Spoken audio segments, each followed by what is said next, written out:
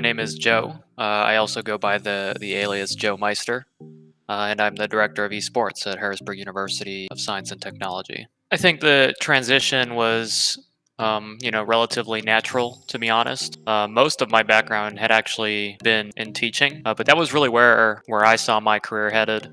So nothing to do with esports in particular, but I had always had a passion for video games and gaming competitively. That's usually how I spent most of my time growing up. So it just fit in naturally, and the timing of it after Overwatch League Season 1, it just made sense. As a professional player, especially as you get older, one of the questions you ask yourself is, well, where do I end up, once I'm no longer a player? And so that was one of the questions I found myself asking at the time. Yeah, it just seemed like coaching would have been the most natural fit. I got an opportunity to take that on, and I jumped for it. Now we're here. So I actually vaguely remember being in the Philadelphia Fusion House in LA. A group of people walked into the house one day. I didn't know who they were, what they were there for. Turns out this was a group from Harrisburg University who had come in, a group of their leadership who were there to learn more about, what the Fusion were doing and what, esports is and what it takes to run and operate a professional team, and how that would affect them or potentially play a role in their envisioned collegiate program. That's where it really all started. And down the road, as I found out, who they were and why they were there, it ended up coming up as I was, searching for opportunities to coach. That Harrisburg University was particularly looking for an Overwatch coach at the time. One of the first games they took on was Overwatch. So I was looking for a coaching opportunity, and, we sat down, we met, we talked about it, and it just seemed like a good fit. So we buckled down, we doubled down, and we went for it. As the director of esports for the HU Storm here at Harrisburg University, the day-to-day, it can be hectic at times. It's a lot of meetings. I mean, there's a lot that goes on behind the scenes. It's not just director, coaches, and students who make the program run. It's really all the departments you could think of at the university, from administration to finance to IT to admissions. And that it's everyone external to that. So the people that we're actively trying to build relationships with, whether it be partners, sponsors, other schools, colleges, and other esports organizations, high schools, maintaining those relationships, trying to innovate and really build those relationships and, think of new ways to collaborate. And so a lot of it is really comes down to that as director, making sure at the end of the day, we're using it as a way to grow the program and everything we're doing with esports at the university.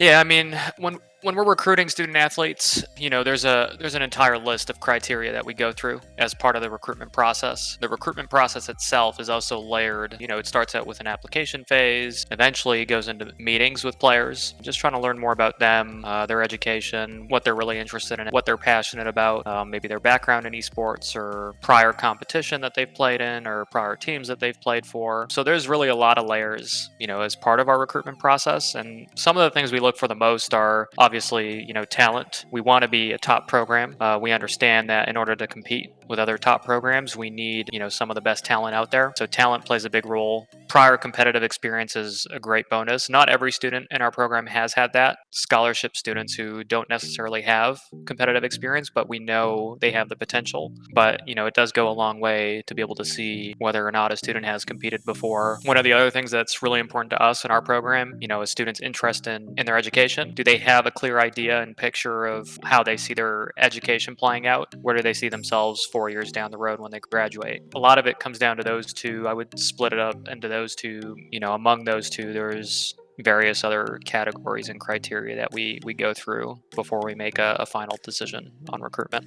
My number one recommendation for students looking to get scholarships in esports would be that scholarships nowadays in collegiate esports extend far beyond just being able to compete. A lot of programs have started offering scholarships in anything that pertains to esports. So considering the whole ecosystem, really anything from production to broadcasting to IT, data analytics, depending on the program, you'll be able to find opportunities for scholarships in really any aspect of the whole ecosystem. Don't limit your search to just scholarships for competing in esports. If you are interested in other aspects of esports or other fields, a lot of programs have a big need for them. Consequently, they're also offering opportunities, scholarship opportunities for those fields. I would have to say one of my favorite moments from a NACE season would probably be the very first NACE season that we played in. It was I remember it in particular. We had to make some adjustments on the team as far as the roster and certain players changing roles. There was a certain amount of adaptability that we needed to employ, and that's what made it a little more challenging.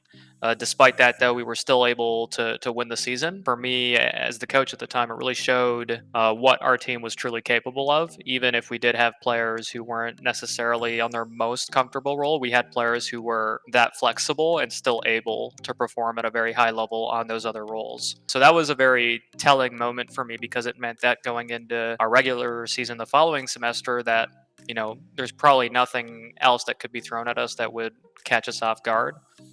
We had the flexibility and the adaptability to be able to adjust and overcome any of those sorts of obstacles. Yeah, I mean, that was a really enlightening moment for me, and that's one that I remember for sure. The one thing I'm most excited about for the spring 2022 season is probably our two new international players. These are two players who I think are extremely talented. We're very lucky to have them in the program, but they're also very genuinely interested in pursuing their education here. I just can't wait to see what they're capable of. I know they're going to be able to make their mark in collegiate esports, and they're just great people, and I think they'll end up being great students and teammates. Yeah, I mean, we're just really excited to have them here. Them being international, especially the pandemic and how that would affect it for a lot of international students, we're so glad to be able to have them here on campus with us. We just can't wait to see how they do. The team too is just excited to be able to play with them and to have these two new players on the roster. That's what we're most excited for, I would say.